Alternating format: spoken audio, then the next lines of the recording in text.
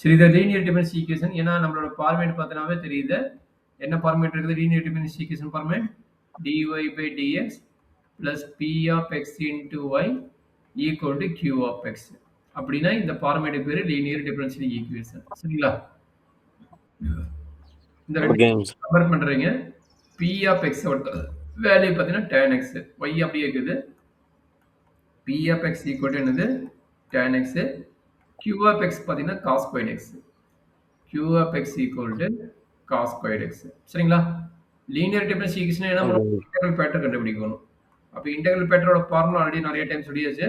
e power integral p of x into dx. ஓகேங்களா? ஓகேங்க sir. e power integral tan x into dx. e power integral tan x ஓட formula என்னன்னா log of secant x. log of secant x. யும் லாகும் cut ஆயிடும். அப்ப secant x தான் இதனோட integral ஃபேக்டரோட formula. சரிங்களா? இன்டெகிரல் ஃபேக்டர் என்னன்னா secant x. சரிங்களா? அடுத்து சொல்யூஷன் வேணும். சொல்யூஷன் ஆல்ரெடி நிறைய டைம் சொல்லியாச்சு. சொல்யூஷனோட ஃபார்மேட் என்ன? ஃபார்முலா என்ன? y into integral factor equal to integral q of x into integral factor into dx. சரியாப்பா? ஓகேங்க. y into integral factor வந்து நம்ம secant x equal to integral q of x. q of x ஓட value பார்த்தீங்கன்னா cos squared x.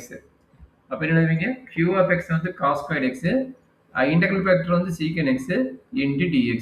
சரிடா கண்ணு? ஓகேங்க. Integral cos squared x secant x வந்து 1 by cos x ன்னு எழுதலாம் into dx ன்னு எழுதலாம். இதுல பார்த்தீங்கன்னா ஒரு cos x கேன்சல் ஆயிடும். அப்ப integral cos x into dx. cos x into dx integral formula பார்த்தீங்கன்னா sin x. அவ்வளவுதான் முடிஞ்சிருச்சு இதனோட ரிசல்ட். சரிங்களா? அப்போ y into secant x equal to sin x plus இது இதனோட ஃபார்முலாஸ் அண்ட் வேல்யூஸ். காப்பி பண்ணிக்கோ, மேல இருந்து காட்டுறேன். இதெல்லாம் போடுற ஐயோ தெரியாதுன்னு போயிடாத. ஏன்னா உங்க கொஸ்டின் பேங்க் இருக்கிறது மேக்ஸிமம் வரப்போகுது.